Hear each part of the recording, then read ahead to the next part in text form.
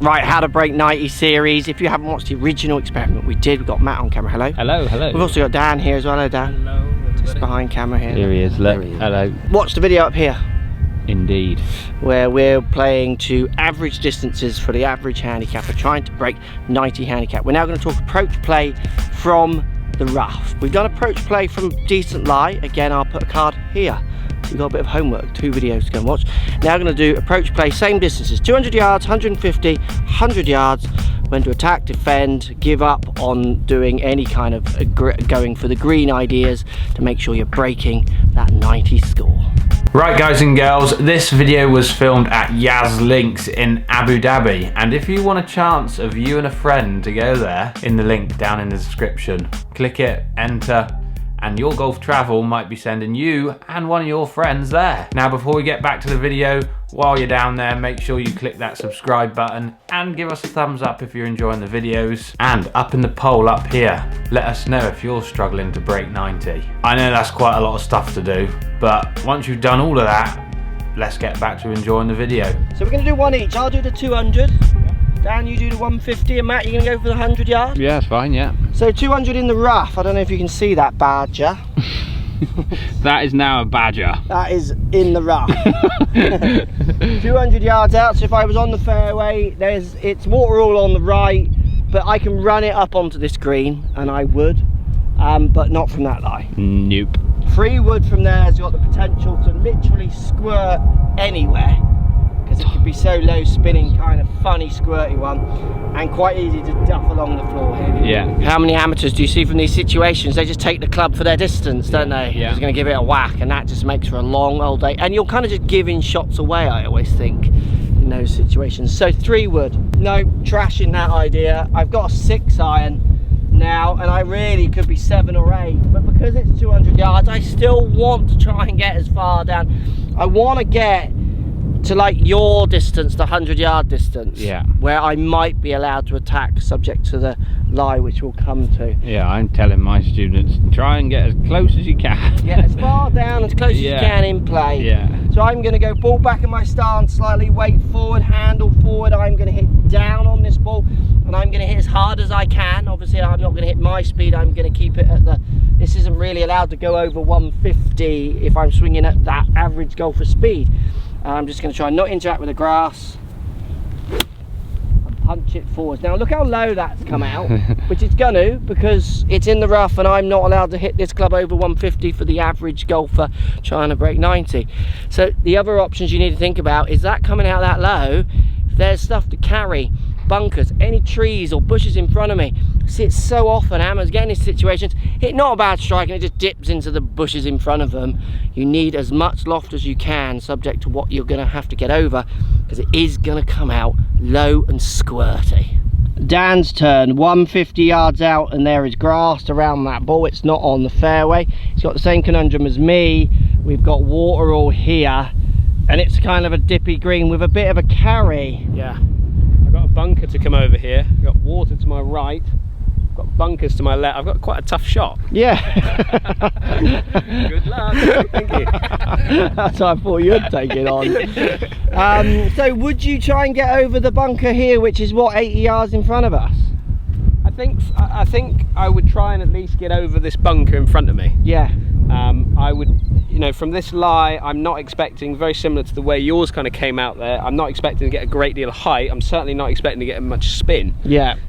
So when the ball lands, I'm hoping to almost get a bit of run. So 150, yeah, 150 yards is a 6 iron. Okay. What club are you going to hit? So if we're saying that this bunker, I've got to carry it really 100 yards to get over this trap and then hopefully let it run up the green. So wedge your 9 on. It's a pitching wedge with me.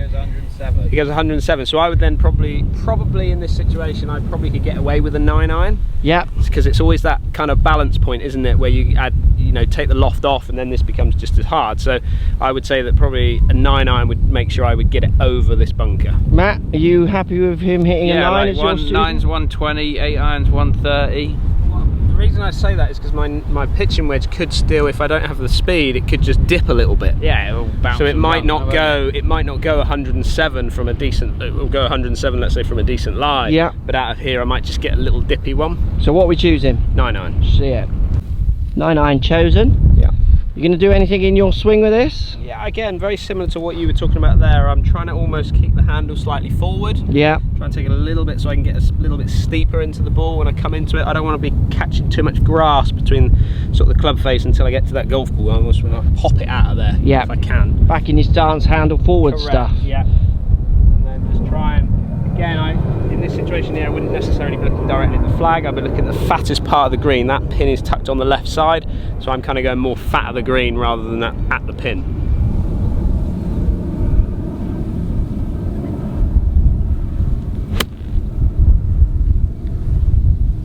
Yeah, that's good. It's bounced over. It's short of the green, but you've got over that initial issue of the bunker. I mean, there would be some golfers here, or I would be tempted to go over where my ball is, to be honest. Yeah, again, the way I would look at this is, you know, if you're somebody that doesn't generally get a lot of height, yeah, then I would be certainly looking at pushing you more to the left-hand side, because it's just the height. This is gonna, you could see probably from the shot that I hit there, I did get hardly any height out of that again, because there's no spin really on the ball to help it get up in the air. And you've not got the speed. Exactly. Think about that bunker. If they go in that bunker, how long a shot they got? Yeah.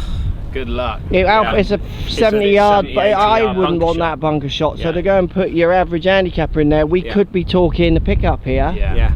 So this is absolutely a case now where you've got to be weighing up the size, like in all of them, the punishment to then move, like the gain of going closer and further down. Yeah, it's there all day long, but then if the punishment is to go in a bunker that you're going to take 2 out of, or fin 100 yards over the green, you got to decide to attack or defend. Sometimes it's a little bit hard to accept for a lot of players that they end up in such a poor lie. Yeah. They probably didn't hit a bad shot to get here. Yeah, well, you're a yard off the fairway. Exactly. You're a yard off the fairway there. And then they almost make a bad decision after the sort of the emotion gets there. You're absolutely right. Absolutely. So take it out to the left. And to go left here, which would be like a chippy wedge. Yeah.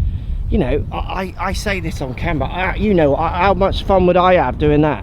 I would start whinging, wouldn't I? Yeah, absolutely. That's hard to do, to accept. But again, it's accepting your limitations and accepting your... Yeah. You can make it up further out on the golf course. Yeah. It's just, you know, in these situations, sometimes you just got to take your punishment and move on. So we're 100 yards out and we've got a beautiful setting. The sun is going down here, Yaz Links, and it is just absolutely stunning.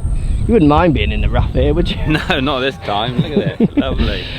So what are you doing now? It feels a little bit like you might have options a little bit. I have. Look at my club. Yeah, so what have we got? 52 and I've got a wedge. So this goes 107. Yeah. The yardages we're playing. So I think it's 10 yards, roughly 8 yards. That's about a 98. So the 52 kind of is yardage. 98. So in this situation, I probably try and be a bit more aggressive. Right. Hit it a bit harder, keep the loft on the club, and focus on where I want to hit it on the green. Middle of the green is probably a pretty good idea. Try not to attack too much, but yeah, harder, more aggressive with my 52 I'm picking. So you're able to come down in loft but still attack. Yeah. We had to come down in loft to stay in play. Yes. So again, like it was on the fairway to the rough, the 200 you don't attack very often. 150 you might have the option, but you have to be pretty skilled. 100 yards again, you're able to go for it. Absolutely. And I think in all of these areas, the people that I teach aren't great at analysing what the ball's lying in. Yeah, that's a great point. Building up your experience of how, like, listen to them. Yeah. We're filming a video, boys. Come on, Army, pipe down. They've never broken 90 that long. That's why they're upset.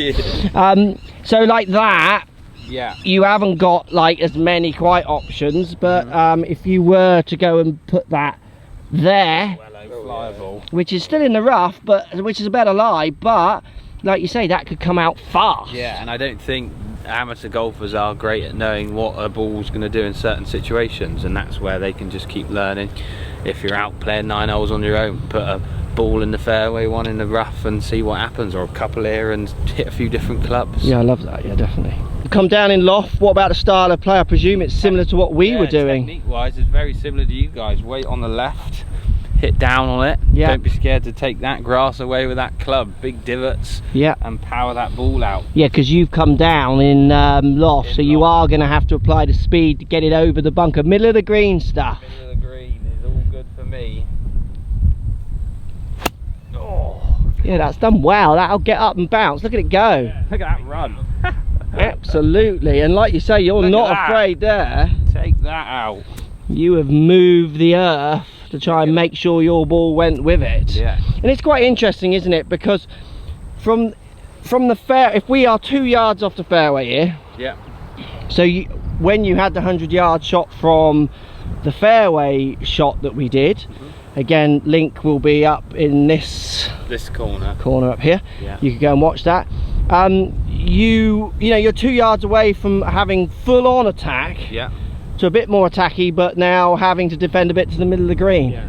It shows you why you can break 90 and then very much not break 90, because both of these two shots, one on the fairway here, one on the in the rough, with the slope of this fairway, could be almost exactly the same landing point. Yeah. Couldn't they? You hear the like, oh, I have a good front nine, good back nine. Like, these could be the things that are causing that. Yeah. Not just you as a golfer and your skill set, but hitting the wrong side of a bank. Yeah. Being in the rough and not the fairway. Like, these are all things that you've got to weigh up. I see it so many times as well, where you see play, like for example this hole here. I wouldn't be, if I was out here with you, I wouldn't be saying for you anywhere near that pin, no, centre of the green, because you're going to short side yourself if you miss it left or long.